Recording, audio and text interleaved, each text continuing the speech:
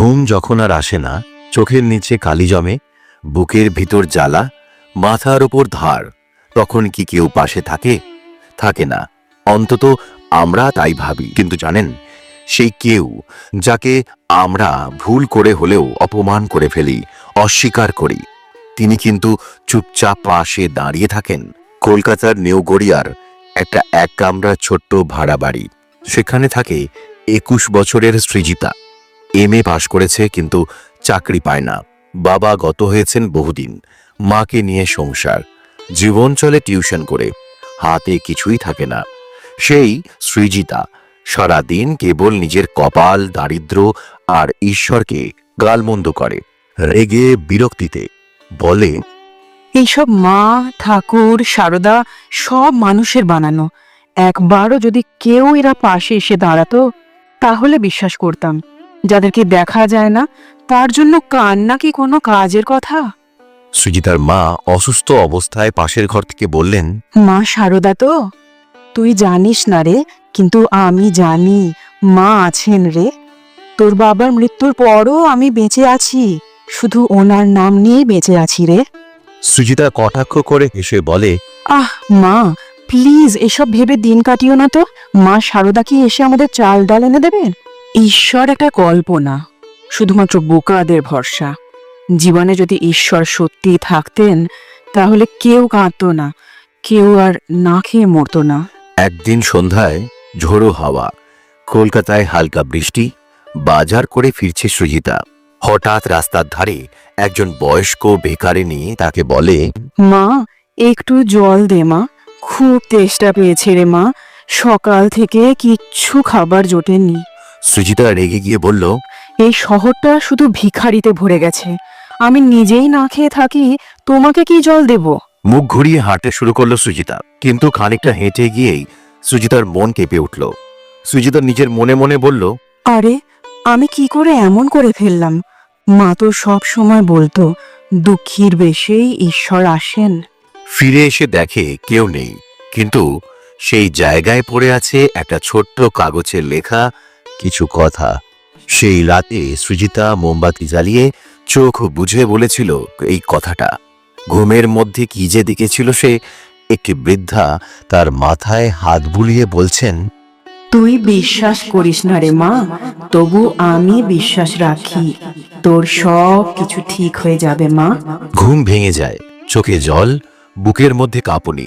আর পরের দিন সকালে যা ঘটল, কলেজ থেকে একটা ফোন এলো। তুমি যেই টিচার পোস্টের জন্য আবেদন করেছিলে, তুমি নির্বাচিত হয়েছ, কালই জয়েন করো। সেই মুহূর্তেই সৃজিতা বুঝেছিল, যাকে গতকাল কল্পনা বলেছিল তিনি আসলে পাশে ছিলেন, এক ভিখারিনীর বেশে। সে ছুটে গেল আগের দিনের সেই জায়গায়। কিন্তু আজও কেউ জানে না কে ছিলেন সেই বৃদ্ধা। ক্যামেরা ছিল, সিসিটিভি ছিল, কিন্তু তাতে ধরা পড়ল না কেউ। সৃজিতা আজ নিজে চাকরি করে, মাকে ওষুধ দেয়, সংসার চালায়। সে আজও ঈশ্বরে পুরোপুরি বিশ্বাস করে না, কিন্তু মা সারদার উপর তার অগাধ বিশ্বাস। কিন্তু প্রতিদিন ঘুমানোর আগে সে বলে, মা সারদা, আমি আর কিছু চাই না, শুধু তুই থাকিস পাশে। তোমাদের মধ্যে যারা আজ খুব কষ্টে আছো, যারা ভাবো আমার পাশে তো কেউ নেই, তাদের বলছি, আজ রাতে একবার, শুধু একবার চোখ বন্ধ করে মাকে ডাকো। শুধু নিষ্পাপ মন নিয়ে বলো, জীবন বদলে যাবে। এই গল্পটা শোনার পর তোমার মনে হতেই পারে, আরে এগুলো গল্প, অলৌকিকতা বলে কিছু নেই।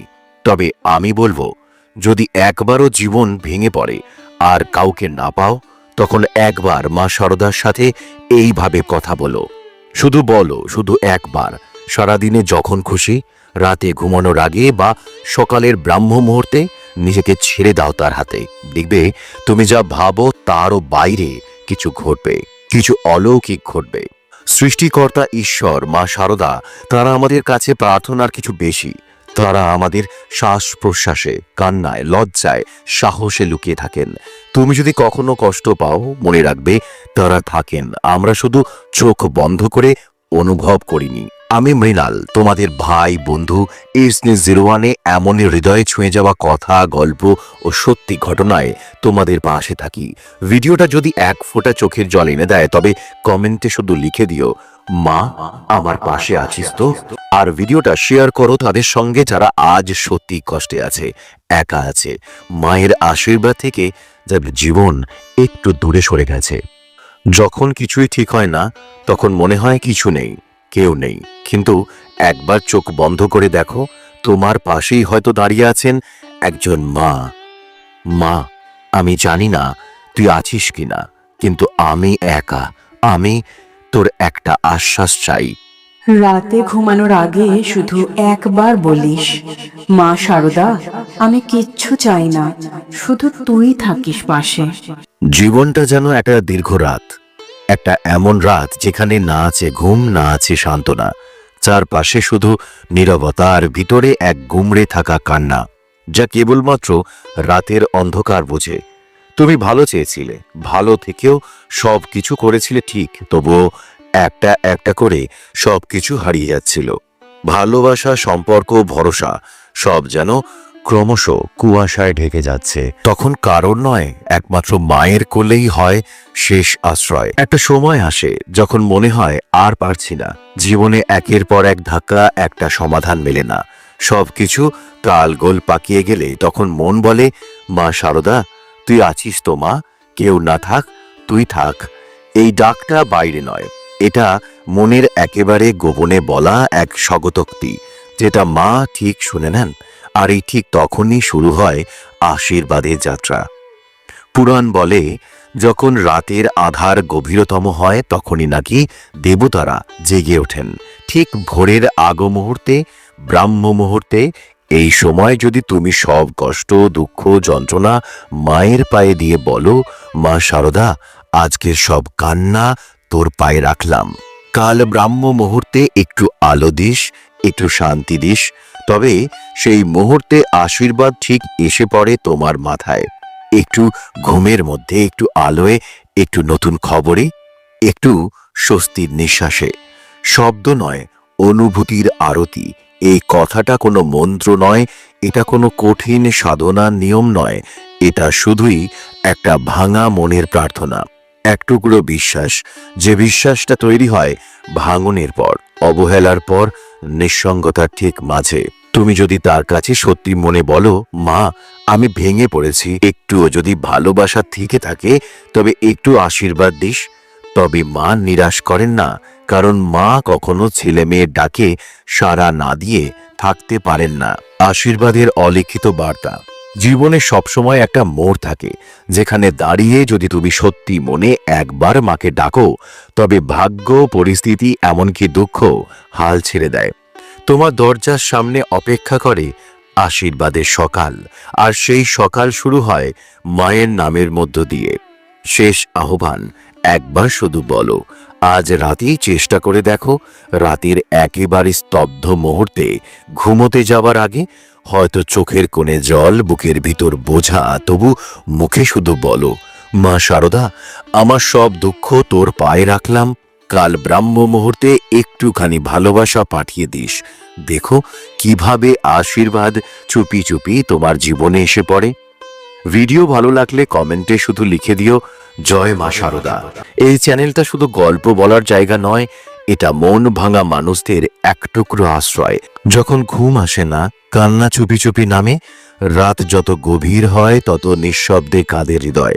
ঘরের কোণার টিকটিক কড়িটাও যেন থেমে যায়, আর বাইরে জানলারও পাশে দাঁড়িয়ে থাকা একটা অজানা অন্ধকার, যেটা তোমার বুকের মধ্যে জমে থাকা সেই পুরনো, লুকোনো, ব্যথা ভরা ভয়টার হাত ধরে বলে, চল এবার একসঙ্গে চেপে ধরি ওর নিঃশ্বাসটা।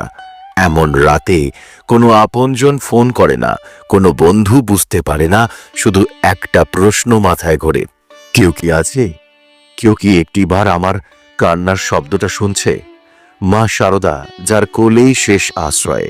হিন্দু ধর্মে একটা কথা আছে, ঈশ্বরের কাছে চোখের জল ফেললে সেটা বিফলে যায় না, আর যদি সে জল পড়ে রাতের আধারে তখন তার ওজন হয় আরো অনেক বেশি। মা শারদা বলতেন, যখন কিছুই ভালো লাগবে না, শুধু রাতে শুতে যাওয়ার আগে আমার নামটা নিঃশ্বাসের মতো করে বলিস, বাকিটা আমি বুঝে নেব। এটা মন্ত্র না, এটা কোনো তন্ত্র নয়, এটা এক ভাঙা আত্মার নিঃশব্দ আত্মসমর্পণ, যা শুধু একজন মাই বুঝতে পারেন। হিন্দু শাস্ত্রে বলা আছে, ব্রাহ্ম মুহূর্ত হলো সেই সময় ভোর রাতে ঠিক আগে, যখন আকাশ অন্ধকার থেকে আলোতে পা রাখে, আর তখনই দেবতা ও মহাশক্তিরা ঘুম ভেঙে ওঠেন আর শুনতে পান সেই সমস্ত আত্মার ডাক, যারা সারা রাত ধরে অশ্রু জলকে প্রার্থনা বানিয়ে ফিসফিস করে ডাকে। তুমি যদি সেই আত্মার একজন হও, তাহলে জানো ভোরে তোমার কপালে পড়বে একটা টিপ আশীর্বাদের আলোর।